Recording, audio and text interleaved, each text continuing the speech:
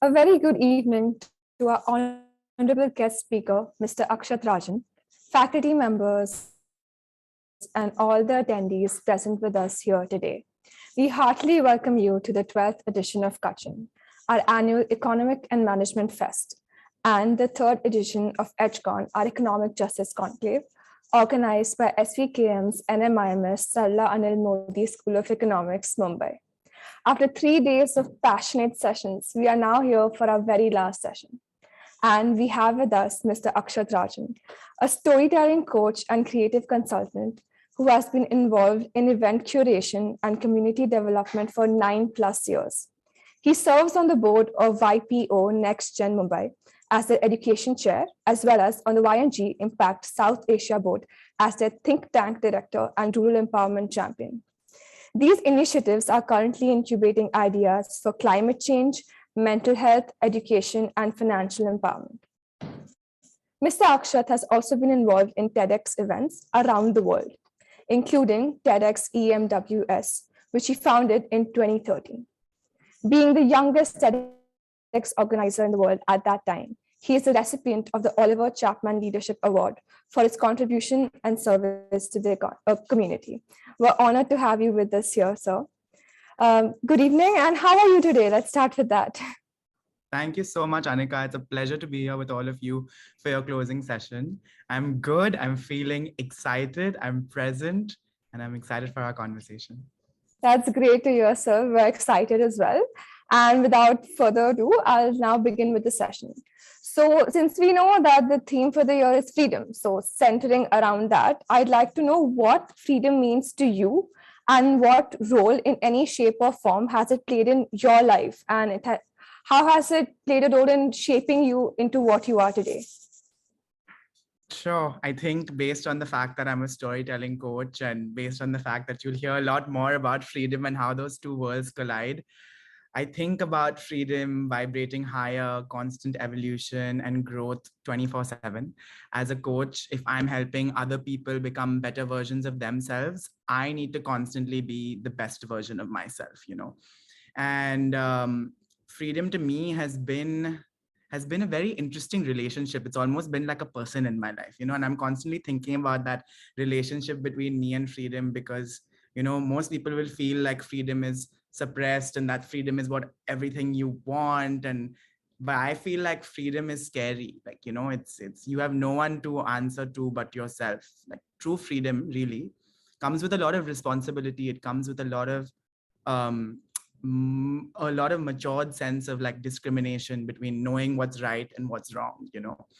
And I was very lucky that I had that space to grow and mature and kind of find that freedom and find myself in that freedom, because I've had the experience of living in a few countries. I've traveled to a lot of them, and as part of my work, I've gotten a front row seat to a lot of people's journeys with freedom, right? And a lot of people's journeys with life lessons, and be it CEOs, dancers, activists, hackers, clowns, comedians, doctors, professors, celebrities. I've seen the whole spectrum of kind of what freedom has meant to people and how they found their place in that freedom and as a part of this world really.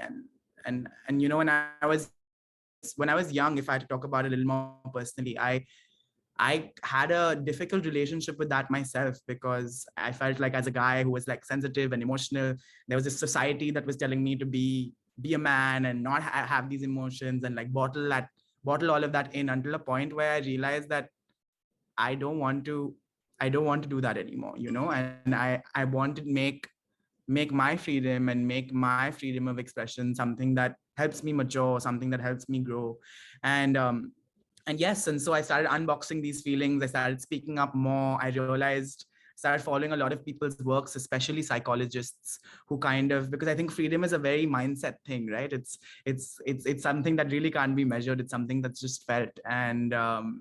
And I think the more work you do on yourself, the more you have a better relationship with yourself, the more free you can feel.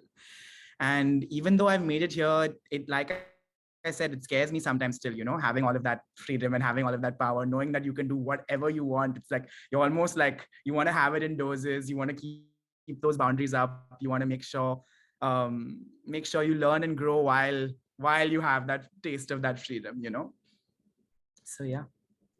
I completely agree. And the perspective you put that, freedom is so personal and you feel responsible for it. And, how much freedom is too much freedom. I mean, all of this constantly plays on, I think, all of our minds and we can all relate.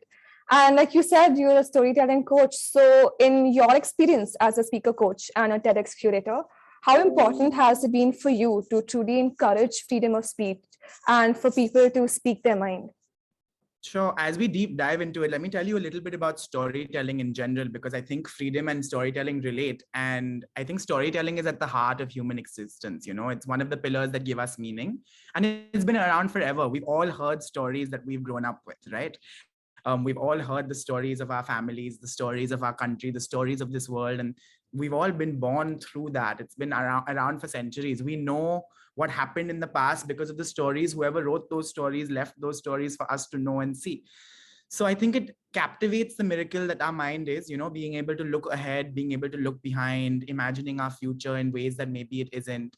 And it has that power to bring us closer together. And I think there are more universities doing research in this field now, and more people realizing the power storytelling has, because we're not just narrators of our stories, we can also be editors, right? So we can also edit these stories and go like, oh, if I was looking at this situation in this way, I can now start looking at it in this way, and then that's my story changes as a result. So there's this famous quote that I always say to people, like when I start working with them for the first time, I'm going like, tell me the facts and I'll learn, and tell me the truth and I'll believe you. But you tell me a story and it'll live in my heart forever, right? So I think that's what stories do. They live in our heart forever. And I feel like the entire essence of an individual can actually be like, can show you like the whole all of mankind, or like the story of all of mankind. Because today, even when you look back to like our forefathers or people in the world that you look up to, you remember their visions for the world, right? You look back to Gandhi and you're like, okay, he always said change yourself, don't try to change the world. You look back at Martin Luther King and you're like, I have a dream, right? Because that's the story he was telling himself about himself.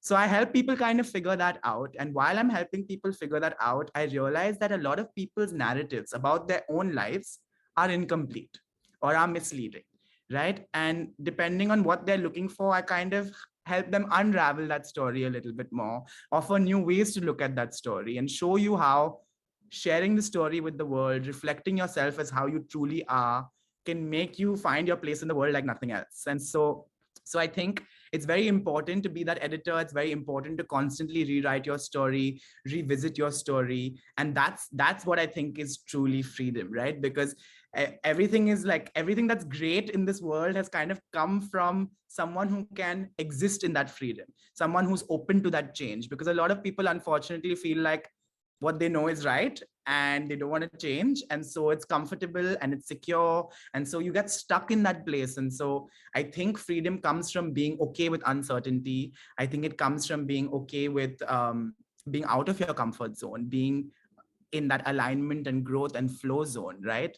And I think like that's the impossible paradox of the human experience. Like we're all trying to become what we already are, but we are already that, right? So I think moving away from security and comfort, being able to face this uncertainty, these are all parts of living that freedom of speech, being able to speak your mind. If you don't have these things, then there's no freedom in that speech. There's no, because you don't even know what you're trying to say, right? When you live with that open heart, when you understand having that infinite mindset, then it becomes okay to say what you're saying. And that's why I think it's extremely important to encourage that, to hold space for that. Not only because it's suppressed, like I said, but because it's scary, right? Because if it wasn't scary, why would coaches be needed to help people figure out their story, right? If it was an easy job, then my job would not exist. So I think with freedom comes responsibility, because you have no one to answer to but yourself. So walking yourself through it and being part of that freedom of speech, having that freedom of speech, comes with realizing that the real gift is not freedom. The real gift is what we do with that freedom. That was great, some great insights. And like you said, like a personal story is we don't realize how much your story might impact others. But also you mentioned that, a lot of people are scared. Freedom is scary, and what to do with it is scary as well. And nowadays, do you feel like people are more inhibited in today's time because they have the fear that they might say something that's politically incorrect? And how do we ensure that such inhibitions don't discourage free thought and free discourse? I think so, yes. But also, let me unpack that a little further, because I think everyone is actually born inhibited, right? Today, we don't give freedom to our children, and we shouldn't, right? Like, it's an immature mind, it's growing, it's understanding the way this world works. Today, you don't leave a child alone when they're very young, right? You constantly guide them, you constantly mold them until they reach an age where you let them go, where you truly let them discover that sense and taste of freedom. Because freedom is and only should be kind of given to that mind that has matured, right? True freedom in that sense. Sure, you need, and I think that there's an important distinction to make, because I think space is what's needed. Giving people the space to be able to openly say what they're feeling, even if it might be wrong, right? Having non-judgment in that space, all of these things are good recipes for making sure these inhibitions don't come up. But freedom at itself, I think that if someone isn't mature, freedom can be a weapon, right? And a mature mind, actually, I feel like doesn't even crave freedom, because with that power of discrimination, knowing the difference between right and wrong, you're good. You know how to like exist in that freedom. But let me give you an example here. So you take the internet, right? And it's the space we all exist in that has like our digital selves. And I think that's become even more apparent in the past 2 years with COVID, because every social media almost has been a different space. Like Twitter is like your intellectual self, your Instagram is like your best foot forward, your Facebook is like your, now I guess, become like the old friend place. So I guess look at the internet and forget even social media, just your general relation. You can look at a search bar and type whatever you want. To a lot of people, that's freedom, right? Being able to find, read, see anything they want to be able to find, read, and see. And there we are hiding behind a screen. So the scariness of freedom becomes a little bit lesser. So we actually, I think that the internet has brought another sense of this freedom, because, or made us have taste this freedom in a new way, because you're facing the freedom without really facing it, right? Like it's through a screen. There's a barrier between you and the freedom that's keeping you think that's keeping you safe. And so, but now on this same internet, there are people who are coming together to create terror, to spread hate, to form groups of belonging, a cheap sense of belonging, where they are coming together because of what they don't like, not because of what they do like. And on the same internet, you have inventors doing research, students and collaborators and innovators and shapeshifters and thinkers coming together to advance humanity, to connect deeply, to have an open dialogue, and to be open and willing to that change. So I think internet is merely like a tool that helps you achieve that. And like freedom, it's a tool that helps you take you forward in life, right? But it's the breeding ground for that creativity. But and sure, people have opinions, but people feel the need to vocalize them. And but you can't vocalize your opinion if you're not willing to change it, right? So there's no point in that. That's not freedom. So people are afraid of change. People always have been. But if COVID has taught us anything, and I hope it really has, that change is constant, and you really don't know what's going to happen. And the best thing you can be is flexible, adaptable, open to change, embracing that uncertainty. Because the more you realize, the more awareness you have, the more what we know will keep changing. Today, it's not possible to know everything and to know how it's changing every minute at the same time. It's not possible. So let's not try and do things that are not in our control. Let's try and do things that are in our control, right? Opinions aren't made to be set in stone. They're made to be stretched like rubber, like to the very brim, and help you achieve a sense of wholeness. And that happens by the two extremes, right? Like, I don't know, I'll give you like a more fun example. Like in COVID, I like went bald, and then I grew my hair out after that. I was like, until I didn't see the two extremes on me, I felt like, okay, now I'm at the center with like the hair I have right now. I'm saying it's a stupid example, but I'm just saying like the sentiment of going to two extremes and finding yourself at the center, I think is a very important sentiment in helping us bring our wholeness together to be at center in this freedom, because freedom is so vast and we need to be able to be in that be in the center of it, right? So no, I don't think that people are inhibited because they feel like they'll be wrong. I think people are inhibited because they think that they are right and nothing can change. Right? I think that in order to encourage free thought of discourse of, and we need to create more safe spaces, we need to create more forums, we need to create more communities, we need to have more discussions about these things openly and know that these discussions matter, right? We need to know that non-judgment is the norm, we need to know that active listening is the norm, we need to know that being present and being there, really being there is the norm. And in places like this, there's no measurement, right? But I would say there is a way to measure, like, and I think one of those ways is being vulnerable, right? I think vulnerability, like as Brene Brown, who's one of the thought leaders in vulnerability, shame, trust, and all of these emotions, says vulnerability is the most accurate form of courage, right? So do we have the courage to face this freedom? Do we have the courage to have these conversations? I think what we're lacking and what we're inhibited by is courage, right? We need to be able, and I think there's a big call now, right, in the whole world, like we need to have the courage to say what's on our mind, we need to have the courage to move towards what we want, right? And people say it's difficult, and mental health comes in a way, and I agree, it's not, but it's not a measure of mental health to be well adjusted in a sick society, right? We want to break free, we want to move forward, and so I think we need to make sure we use these tools like non-judgment, like confidentiality, giving people spaces. There's one thing to feel free and be free, it's another thing to give people that freedom and to allow that to happen, right? Today the typical person will be like, I'm okay with everything and I'm open with everything, and the minute it happens in their own house, suddenly none of it is okay, right? The minute it happens to their own children, suddenly it's not okay. People like to seem like they're okay and they are free and this thing, but when it happens, so it all begins at home, it all begins with yourself, it all begins with developing that relationship with yourself and with the people around you, and having the spaces to be able to do that. I totally agree with that. And you talked about everyone being different and being vulnerable, and but do you think like people, they're losing themselves throughout this process? Like, are they no longer honest about what they're feeling in real life? Like, experimenting so much, and like you said, so much going around with the internet. Do you think with all of this, people are really losing their true self in the process?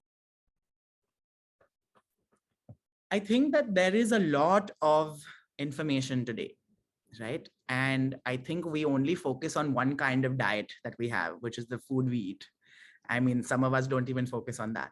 But there are more kinds of diets, right? And there's a social diet, right? Who are the people who are around you, right? Who are the people that make you feel like you belong, right? Who are the people that give you the social calories or the social nourishment you need in order to feel like you belong in this world? That's one kind of diet. Then you have an information diet, right? You have the consumption diet. What are you watching? How are you spending your mornings? What are you reading? What is the type of stuff you're doing? It's so easy to get lost in that world. So I don't think that I don't think you can blame the availability of all this information and the availability of this world becoming more connected on the fact that we're losing our true selves. I think that fault is ours and ours alone, right? Because it's about, like I said, with that freedom comes a responsibility, right? Like you have the whole world at your fingertips. Now, are you going to sit and watch things that are making you stupid all day, or are you going to watch things that are making you grow? That's the power of discrimination, right? What are you choosing? Are you choosing this or are you choosing this? And I think there are many things, like I have to agree that we are losing our true selves because there are definitely more things that sabotage us than things that make us grow. But I think again that means we need more power. It means we need more courage to be able to be like, no, not this, yes, this, right? And what are the saboteurs in our life, right? Things, when we try to take control of everything, I think our subcontinent loves control way too much. We come from controlling families and controlling countries, so control is a big one for Indians, right? It's about Am I in control? But I think a big part about control is learning to let go of control. I think the true people who have control have completely let go of control, are trusting other people to take care of things, are being able to delegate things because they know they can't handle everything.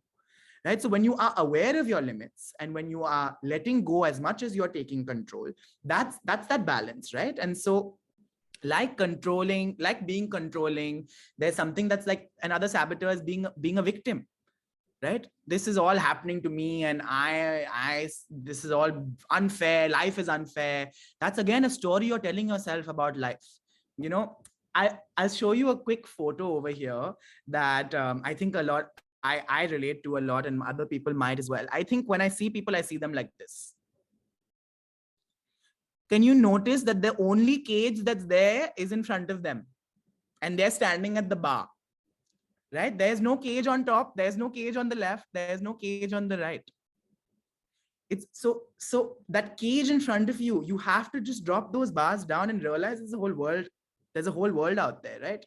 So in order to become your truest self, you need to know that your aim is to develop a relationship with yourself. You need to be able to journal. You need to be able to ask yourself, what is my relationship with belonging? What is my relationship with storytelling?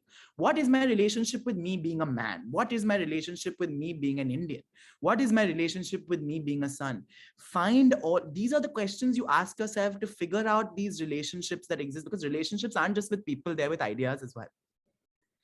Right? So when you're figuring out your relationship with ideas, you're figuring out your true kind of meaning in this world, right? And I think you have to kind of somewhere be like, this is what I want to pick, because like the world, sure, the world is becoming smaller and it's feeling like our lives are too long, but at the end of the day, time's always running out, right? So I think that we can't blame the fact that we have so much information, the fact that we have so many choices. We can't blame those things. It's about picking the things that are right from you, learning from a mistake, making sure, because everything is a loop in my head, right? With storytelling, I look at all things as loops. So I'm like, if this person hasn't learned this lesson, it's going to happen again, right?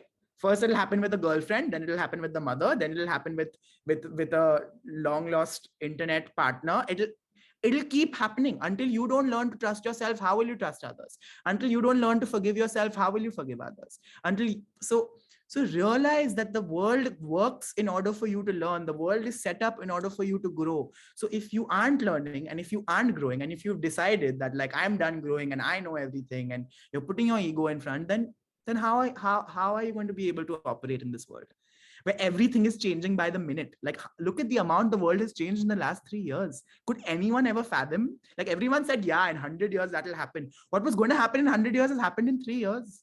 I don't think we'll ever be able to take like account of what that change was. And I don't think we should put that pressure onto ourselves.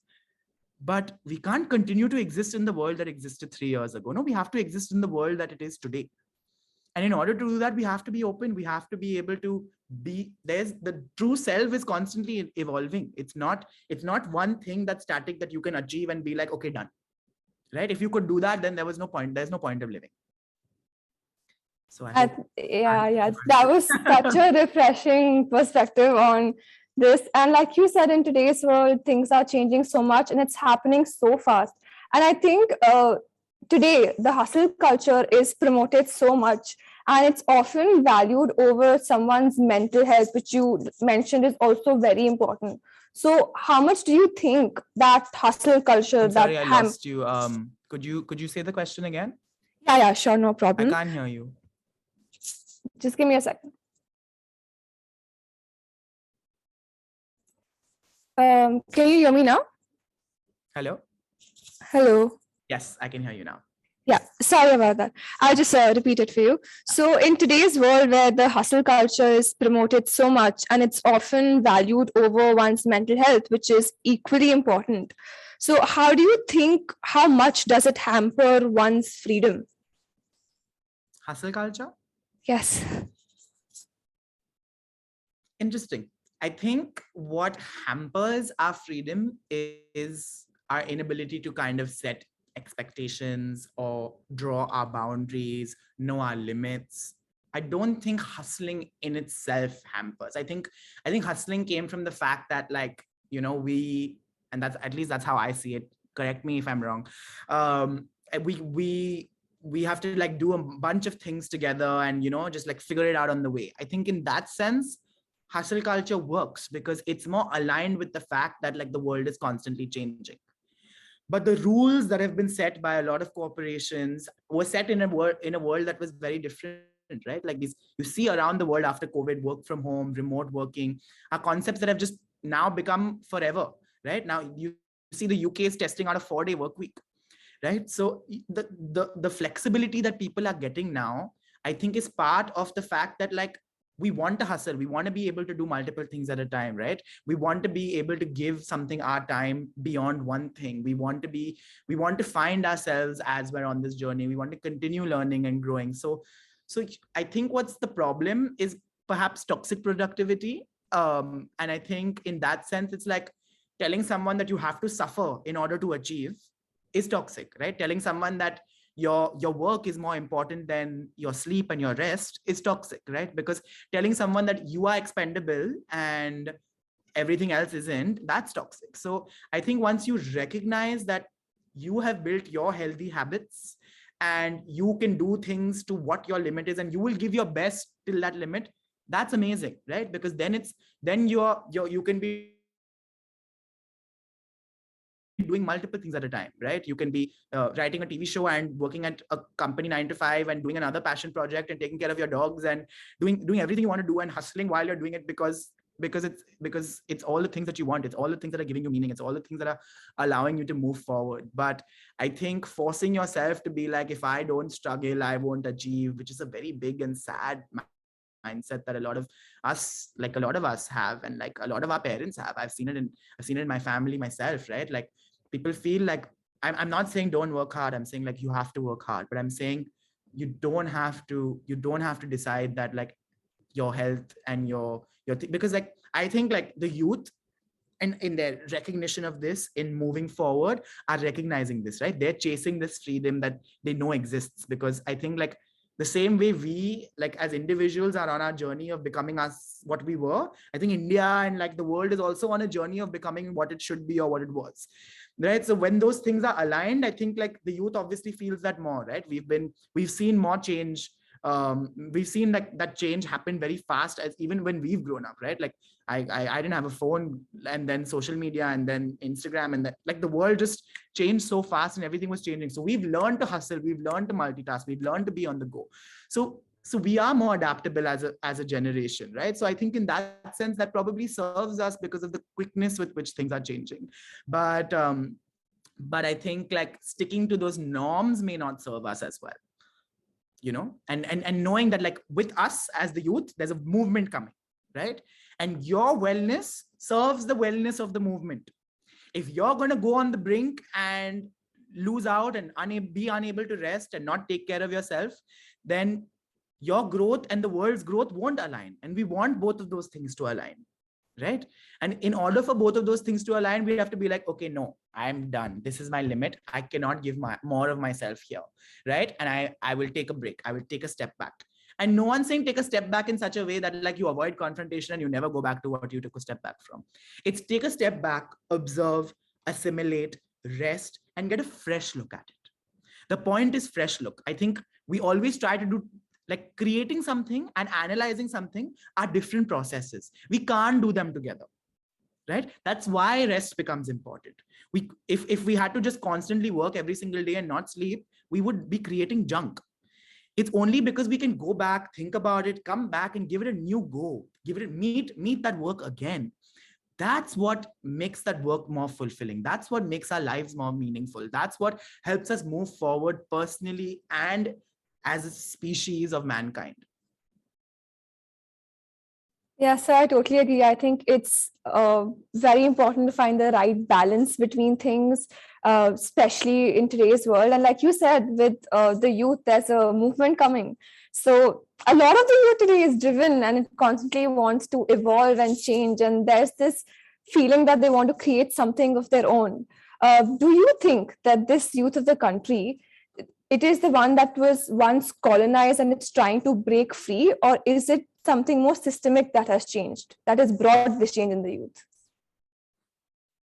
I'm part of this youth, so I'll speak as an us, and I'm sure everyone here I hope everyone here relates to what I'm about to say, but because I too want to evolve and change, and I think you've got it extremely right. Like, I have a desire to create something of my own. I don't think, and I think, like, to a certain extent I have, and I'm sure a lot of you have too, right? Like, I don't think storytelling coach was something I ever thought I could do, or what I even knew was a profession, right? But it's something that I was like, no, this is what I think has helped me, and this is what I want to do to help others. And so I also want to be like this chief operating officer of my life, right? And not just be the narrator of my story, constantly edit my story. And I promise you, Anika, I promise you that it has nothing to do with colonization, right? And it has everything to do with craving true freedom. And sure, you can look at colonization as an example of India regaining its freedom, but I think it's about realizing the systemic and the societal barriers and boundaries that exist in order for us not to be able to attain that freedom, right? It's about thinking about those things, like what is taking this freedom away from us. And I think if we look at history, we were kind of given it all wrong, right? We were told everything that went wrong. The British came and invaded us. The Mughal Empire took over, right? Like, but what were all the things that went right? We have absolutely no idea. India was the most progressive, richest, and knowledgeable state there ever was. Like, what about being taught all of those things? Why aren't we thinking about, oh, like, we need to rebuild something that, like, India is also on that journey of becoming what it already was, right? Like, we need to go back to being how we were. Like, every time something comes up in the world, we're like, oh, we knew it first, like, there's a neem plant in the house, like, oh, now the Princeton University has released a study that neem plant is a natural air purifier, right? Like we gave the world zero, the first plane. I'm saying, like, sure, like, I'm not just saying this is an India thing. I'm saying everyone needs to be true to their identity, and not just individual identity, but collective identity, right? Today, what we've been told to learn and what we've heard about India, unfortunately, is only the tail end, where India was gone, where India didn't exist anymore. We only learned about the India that we fought to get back. But which India were we fighting to get back? Nobody knows that India, right? And I'm sure a lot of you have watched and probably relate to Veer Das's, like, recent video called Two Indias, and like, that India exists, right? Like, we as the youth have to fight for that India. We can't give that India. We are living in two Indias, so we can't give up hope on that India. The India that everyone was cheering for, the India that Veer Das was showing hope for at the end of that talk. Sure, there was a lot of stuff there that was not looked at well, but he was just saying things as it is, right? And it probably related to the youth because they believe it, and he ended on the fact that I believe in that India. Like, you and I should believe in that India, and if we hold that India as the story of our India, then we can move forward and find our place in it, right? So yes, globalization has come in and it's made the world smaller. It's making us feel like our lives are long, the world isn't big enough. And it's all part of true freedom. It's all like, you can't blame, like I said, you can't blame globalization, right? Are you going to, so to be able to be able to be anywhere, to be able to see everything, these are all privileges. These are all things that we're all getting more and more access to. The world, whether we like it or not, is going to give us more and more freedom, right? Now, are you going to be someone who the world happens to, that life happens to, that everything happens to? Or are you going to be the someone that happens to life, that happens to the world, right? We just need that little flip. And we have the youngest generation of like the youth population that any country. We have the highest number of people under 35. So like, I feel that movement. I feel like being a part of that movement. It's the reason, like, even though I studied abroad, like, and I went to like university in Boston, I came back because I was like, this is the place I want to be, where the change is happening, right? A lot of other countries feel like they've achieved and they are in that mindset of I know better and I know right, because they all have to re-meet themselves. But we're at a better opportunity. A lot of our country isn't built yet, and we're the youth that's going to build it. So if that's the situation, we can build it for the world that exists today, instead of the rest of the world who's built it for a world that existed a long time ago.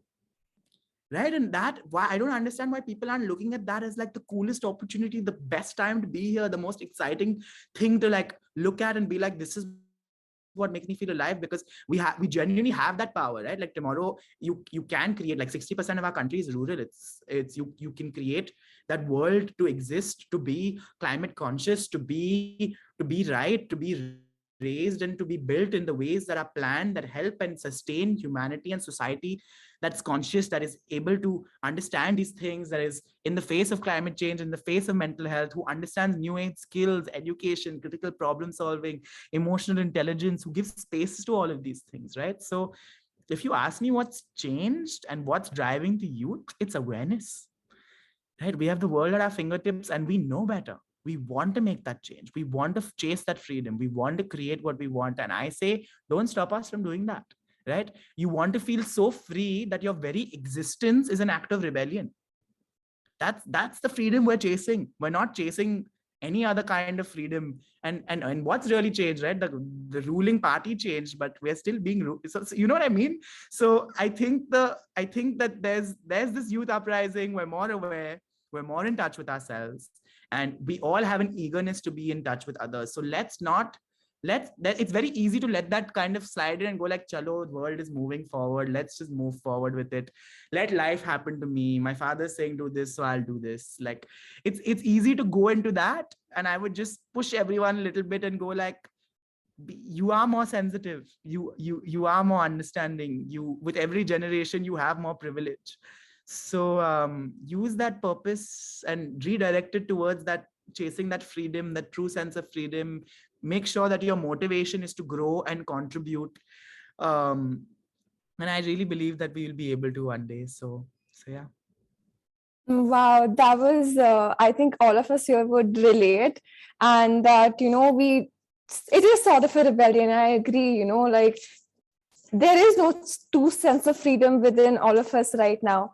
There are so many different perspectives on it out there, though. So many opinions. There's so many motivational speakers and just a lot of things going on. So, how do you shut out all that, and how do you know what's right? What is the true sense of freedom that you are looking for, and how do you go forward with that? Like the true idea, the right idea of one's true self and sense of freedom.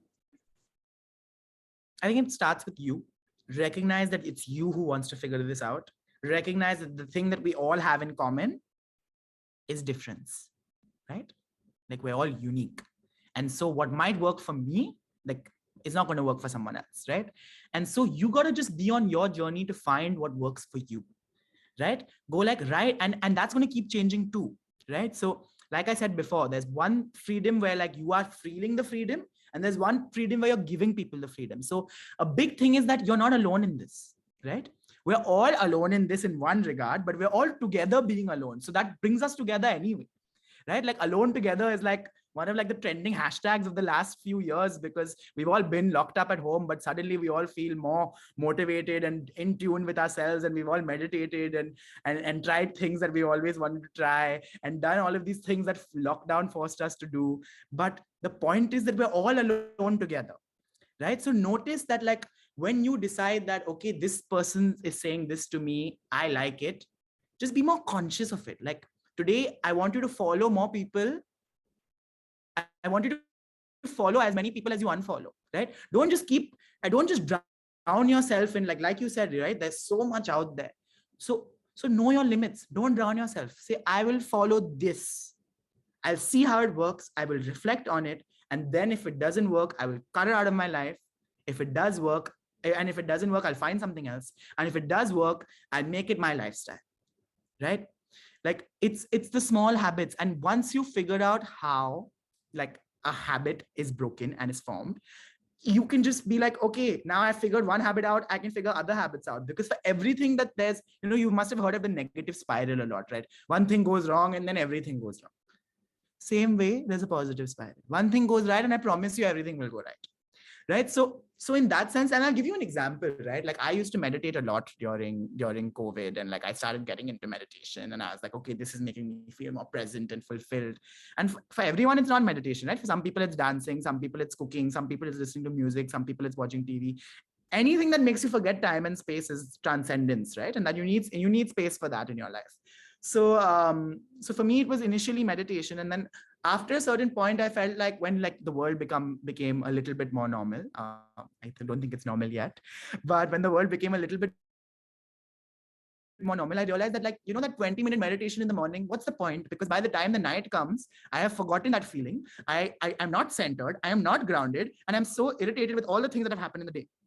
So it's like, okay, what do I do to change this? It's something, it's so small, and like everyone's telling you 100 things. I was like, the point is that you want to be in that state all the time so that you can keep asking or keep being the right person, keep doing that active listening, keep coming from a sense of your true person, right?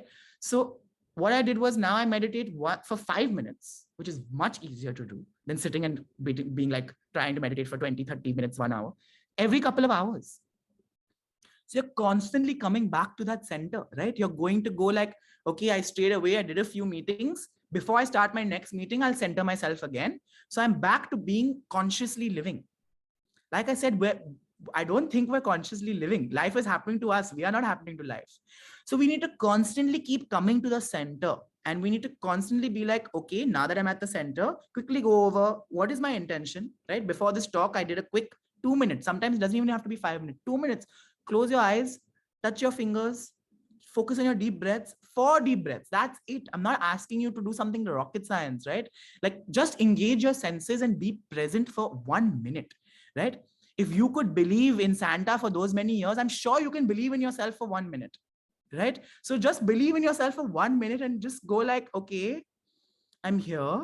I'm about to start this talk. This is what I want to achieve. Open your eyes and start it, and you'll achieve it. Like, it's so sad that it's that simple, right? And that's just one thing about being present. But like that, there are so many habits, right? Like, there's waking up earlier, sleeping earlier. It's not looking at your phone before sleeping, making sure you're getting enough sleep. Like, are you tracking it? Like that, you can go over and overwhelm yourself with all the habits, but pick the one that's bothering you the most and fix that, and only focus on fixing that. And sure, you might develop some other bad habits while you're trying to fix one, but it's fine, because the point is, if you fixed and figured one habit out, right, having a morning routine, whatever that may be, doing a 5 minute thing, this thing, and you do it consecutively and you make it a lifestyle, and you see the benefit it's given you, you will start doing that for other parts of your life. You will start doing that for everything in your life, right? And there is no, and a big part of that habit changing is the conversation you're having with yourself while it's happening, right? Because tomorrow I am trying not to eat chocolate, and I eat chocolate, and then I eat the chocolate and I feel so guilty, right? You all feel so guilty. You'll tell yourself, I'm stupid, I'm the worst, I can't believe I ate it. Tomorrow, if your friend ate chocolate and was trying and being so harsh on themselves, will you say you're stupid? You suck? You're not going to say that, na? So now, if you have this empathy and compassion for someone else, why can't you have this empathy and compassion for yourself? Why can't you be like, it's okay, I really felt like eating that chocolate and I ate that chocolate, and now I'm done eating that chocolate, I got my satisfaction. Tomorrow I'll eat one less chocolate. Okay, start slowly, right? Like, a lot of people come to me for coaching and go like, I want to quit smoking, right? And I'm like, you don't want to quit smoking. Don't say you can go cold turkey tomorrow and quit smoking, right? You want to decrease the amount you smoke and you want to live a better lifestyle. That's what you want to do. Forget. So I think setting these unreasonable goals are not going to help, right?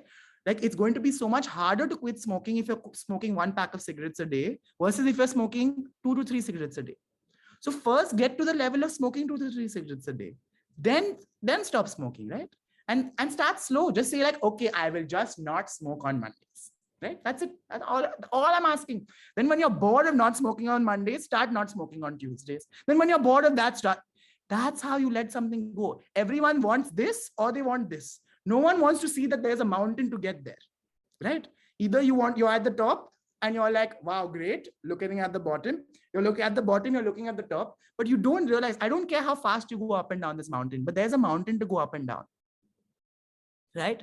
So you have to be able to know that there are steps that you have to take along the way. You have to be okay to be in that in-between space, right? You're so scared to say, oh shit, I told everybody I quit smoking and now I smoke. Now I'm guilty. Now I'll use that guilt trap to become a chain smoker again. No, it's okay. You have no one. What is the gift of freedom? You have no one to answer to but yourself. So be compassionate with yourself, figure out your relation with yourself, and just live that. Now you're only living for you. That's freedom. So yeah. I think all of us really needed to hear that, because with the first, I think personally before the session, I was taking deep breaths. I was like, okay, this should go well. So I think all of us relate to that. And the perspective on a positive spiral, I think that's going to stay in my mind, and I'm going to focus more on that, because yeah, that is the thing. If there's a negative spiral, there has to be a positive one. And I'm So sure, Anika, I one was more thing is that, like, I looked at this from an individual perspective, right? Like you just said, like negative spiral. But if you look at psychology as a field, right? Why was it created? It was created to help people with depression. The suicide rates were too high, and we needed to get people to not commit suicide, right? So if I put mental health on a spectrum, okay, and -3 is suicide, -2 is depression, -1 is anxiety, 0 is where most of the people in the world are, because they are not happy, they're not sad, they're just in the middle. And then 1, 2, and 3 are like happiness, fulfillment, enlightenment. And our whole system for mental health is set up to take people from -3, -2, and -1 to 0. But there is no system set up to take people from 0 to 1 to 2 to 3. So what we need to do is look at that new field of positive psychology, like you rightly put just now, so that people can move towards fulfillment, people can move towards and get a taste of the right side of the spectrum, right? Because otherwise we're just focusing on how do we unburden the system. Even with COVID, take the vaccine, because otherwise you'll be in hospital and we need to unburden the system, right? But is there focus on how to increase your immunity? Is there focus on the things you need to do such that you don't end up in the hospital in the first place? So like health, mental health, the systems are kind of designed in a archaic way, where we're trying to solve a problem and get the person to a 0. No one can, once you're healed, the doctor, you don't talk to the doctor, na? You don't call the doctor when you're feeling amazing. You don't call the doctor and say, now what can I do to feel this? Doctors are going to entertain you. Doctors only are available to take you from being sick to being okay. But are we all okay with just being okay? I think that's something that is something to think about, I'd say. I would love to continue this conversation, but I'm afraid we are running out on time. But thank you so much for being here. Would you have any concluding comments or any sort of say mantra for all of the young audience that's here with us today? I think I've said that a lot, but just figure out your relationship with yourself.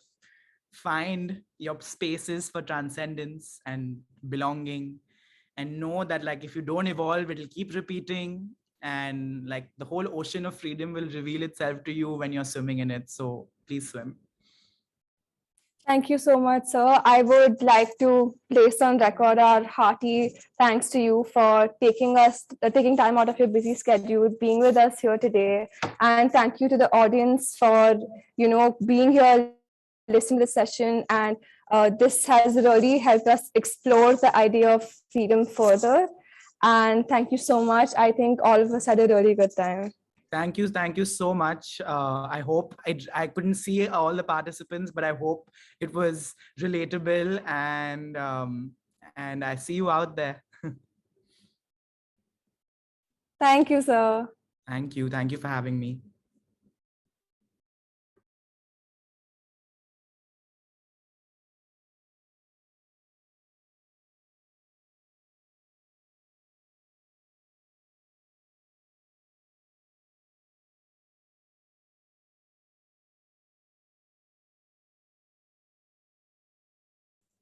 I hope you guys had a good time with this session, and thank you so much for being here.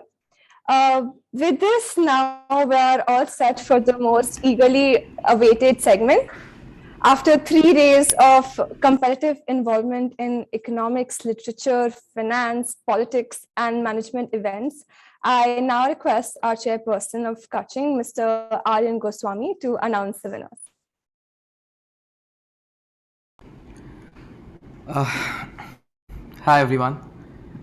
It has indeed been a very exciting 3 days for us. For me personally, it marks the end of a 3-year-long journey, for which I have been very grateful, and particularly for these last 3 days as chairperson, I've been very proud for all the events that we've hosted,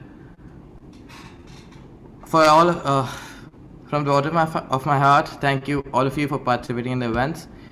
And we had a lot of fun hosting you, and I hope that you felt the same way, at least for the most part. So without further delay, I know you've been waiting for the results for a long time, and we hold them till the very last day. So now I would like to start announcing the results. I will start with our events. For the big shot, the podium goes to Joker 2, Ayush Dandia. Second position, Harley Quinn 1, Vineet Kejriwal. For Man with a Plan, the first position goes to Azrael 1, Naman Maheshwari and Vidush Soni. The second position goes to Joker 1, Devshi Agrawal and Rohan Fatale. The Dugout, first position goes to Dracula 2, Nishal Raheja and Harshit Bulchandani.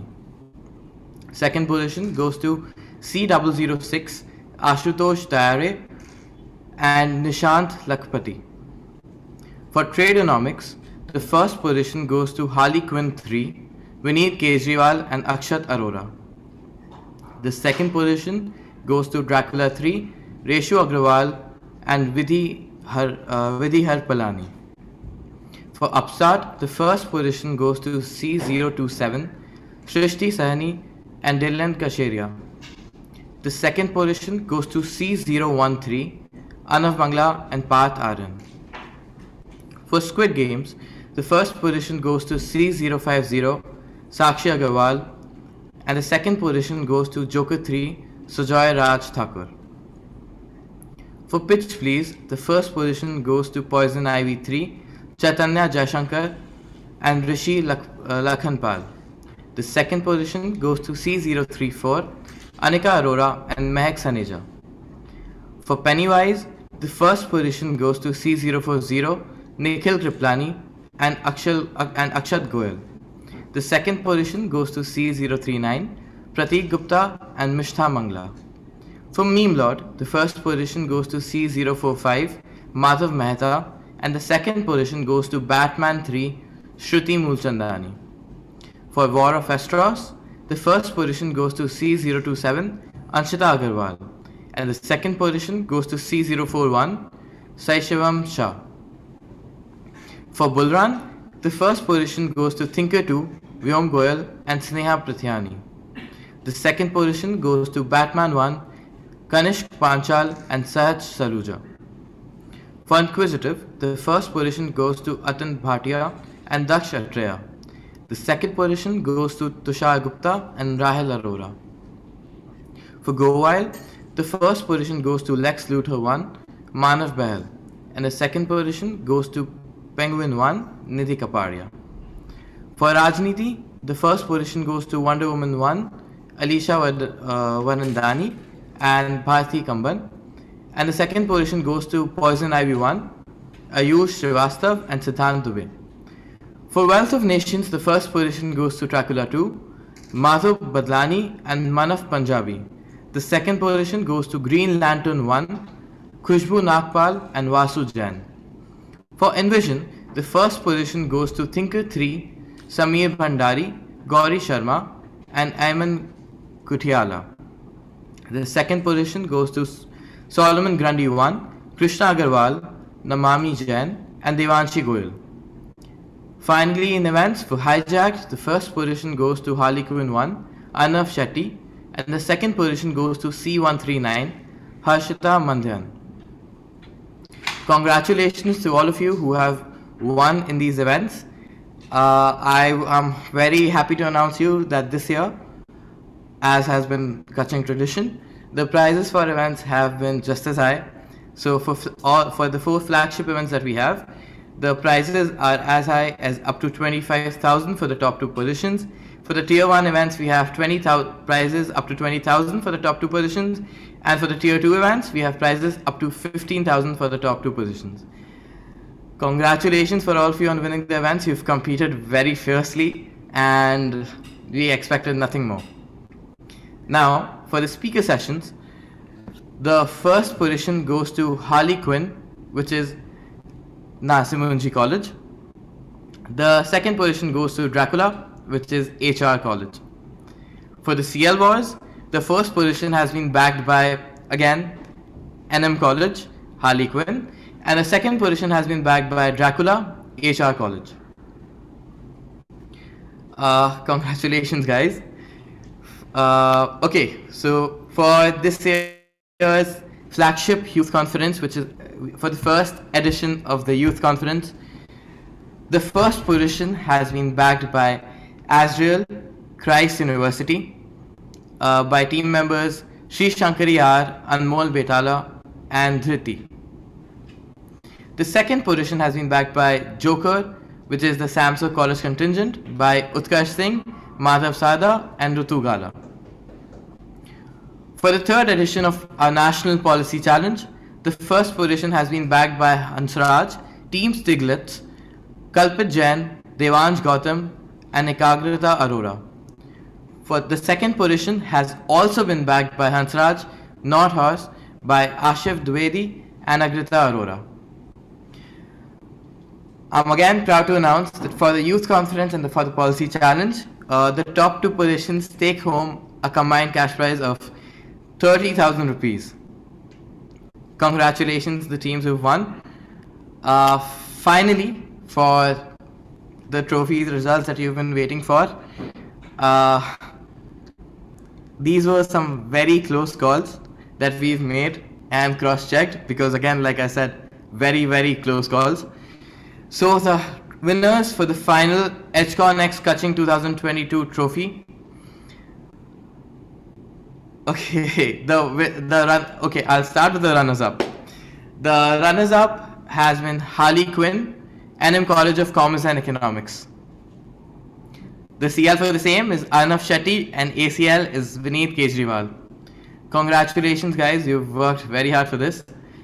And finally, for the winner of the HCon X Ka-Ching trophy for 2022, we have Dracula, which is HR College of Commerce and Economics, led by the contingent leader Dhwani Gara and the assistant contingent leader Tina Asnani. Congratulations. Now, I would finally like to hand over to Vedika Thandania, the president for HCon 2022, to give the vote of thanks. Thank you, Aryan. On behalf of the NMIMS Sarla Anil Modi School of Economics and the entire team of Yari Presents HCon X Ka-Ching 2022, co-powered by Pollard Steel, supported by All Cargo Logistics in association with Siddhi Vinayak Group, I thank all of you, all our participants, and all our audience viewing us today. It's been a memorable set of 3 days for both Ka-Ching and HCon. The past 3 days in sessions can be summed up in one word: unprecedented. We've had an esteemed panel of speakers talking to us, covering various aspects of freed, helping us explore the concept more and more each day. We hope to see you next year again, hopefully offline. I'd like to thank all our sponsors for helping us materialize essential parts of our vision. D-Decor, our home furnishing partner; Field Fellowship, our youth leadership partner; Goodwill Breeza, our real estate partner; Iraje Software, our technology partner; Finlatics, our fintech partner; our college community partner, Insight One; our blockchain partner, Chatur Ideas; and our overseas education partner, Global Opportunities. We're also grateful to Adarsh Housing Finance and Digu Landscape Irrigation for their support. Finally, we express our gratitude to Ellen Accessories and Cinnamon Sticks for helping us as our gifting partners. Thank you everyone for being a part of our journey here at the 12th edition of HCon X Ka-Ching 2022. Hope to see you next year again. Thank you so much. We officially declare the end of the 12th edition of HCon Ka-Ching 2022.